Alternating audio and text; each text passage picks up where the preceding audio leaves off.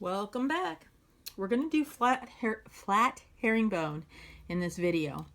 Now, if you've done tubular herringbone, flat herringbone is a breeze. So, what I'm going to show you how to do is the base. We do square stitch, okay? And I don't think I've said it in a while, but I use 6-pound fire line. It's pretty much exclusively what I use. And of course, you were sent the delicate beads.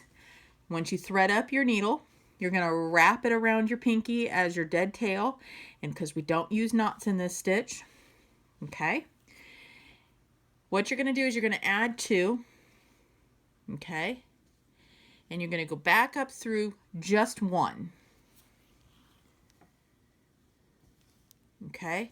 And what this does is it does 2 beads side by side. Now we're going to add 2 more. I'm sorry, 1 more. I'm thinking of the pattern. Okay, and you're going to add 1, and you're going to go back up the bottom of the bead that my brain is taking off on me. You're going to go back up the bottom of the bead that you were already on, so it makes it 3 wide. Now you can't add a bead in the center, so you're going to go over 1 bead and come down. Okay, that's just getting annoying. It keeps catching over there. All right, now we're going to add another bead. And we're going to put it down through there and back up. Once again, because we couldn't add a bead to the center. Okay, I'm going to pick up a bead and add it to the bottom. And I hope I'm not skipping over steps because I've been doing these videos kind of in a line. And if you watch them in a row, that's wonderful because then you know exactly what's coming next and some of the basics that we've learned in the stitch before. However, I sometimes forget that you may be watching it by yourself, it's a standalone, and you may not have gotten all the instructions from before. So hopefully I'm not missing anything. If I am, please feel free to contact me at kraftymax.com or messenger, email, whatever you'd like. I'm always available. Okay, now herringbone is one of the few stitches that you have to do in an even row, okay, because the stitch itself takes 2 beads. So you have to have 2, 4, 6, 8, 10 beads wide. So right now we've got 4 wide. What I'm going to do is move my thread back over. I'm sorry, we have 6 wide. Oh, I think I'm getting tired. Move it back over to the right. And now you can see that it's coming out of this bead. Okay. This is our base row. Now we're going to actually start doing the flat herringbone. And what happens is we're going to add, again, 2 beads at a time, always for herringbone. And you're going to go down through one of the base beads and back up through the one to the left of it. Herringbone is another stitch, like many of them, that you pick up the beads from the right to the left, but you put them on from the right to the left. Pick them up from the left to the right and put them on from the right to the left. Okay?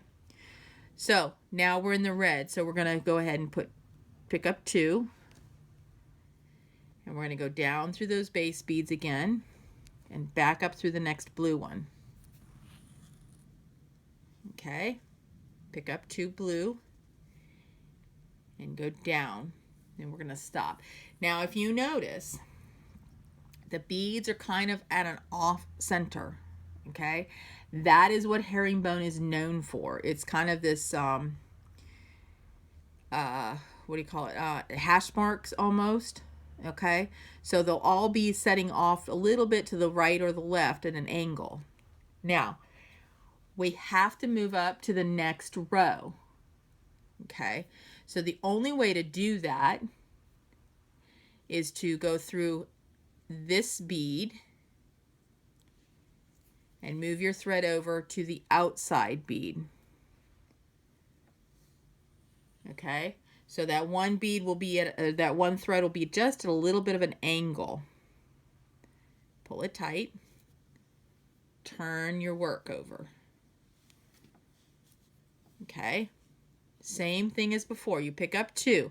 Now the difference is that instead of going all the way down through it, we're going to go down through a bead and back up through a bead. So we're only going to go to the row below, not all the way back to the beginning row. Pick up 2, go down through a bead, just 1, and back up through a bead.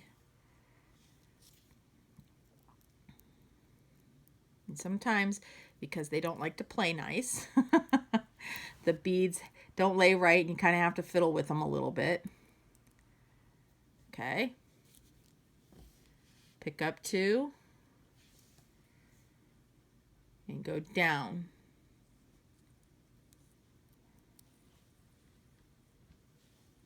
Okay. Again, it's just not laying perfect.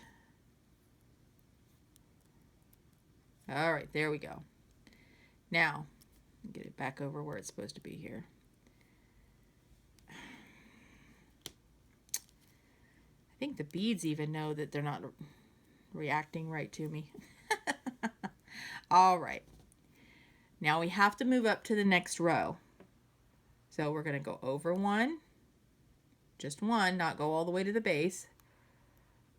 Over 1 and up to the outside and pull it tight. And try not to get it looped around.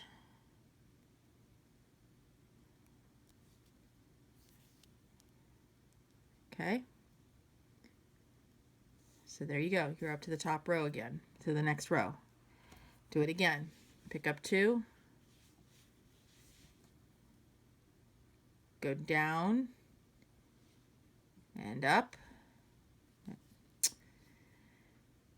Go down and up. Pick up 2. Go down and up.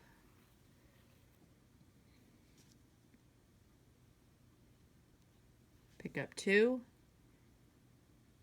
and go down.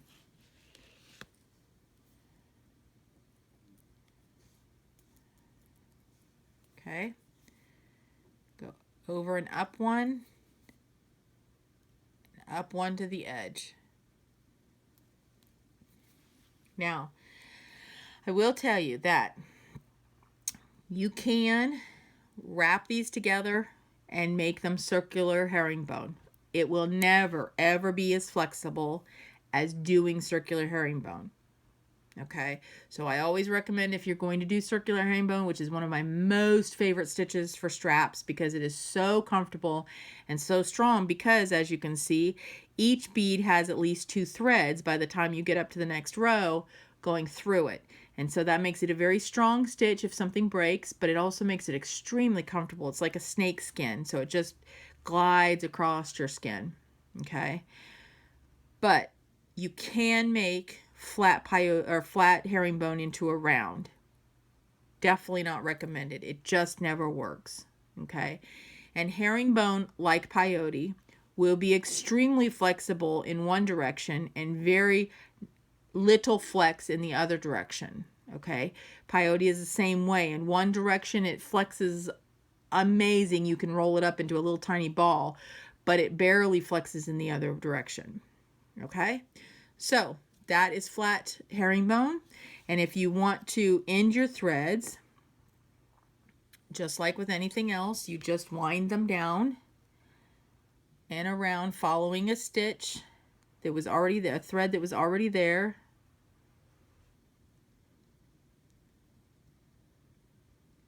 Make your circles, which of course nothing's working. Make your circles, then leave a little bit of a tail tucked, and then cut it. Okay, so there you go. There's herringbone, and that is the end of my 10th BeadALong. If you have any questions, please give me an email, message me. I'm very easy to find, and I very much appreciate you participating in the BeadALong and hope it's helped you become a better beader. I'll see you the next time.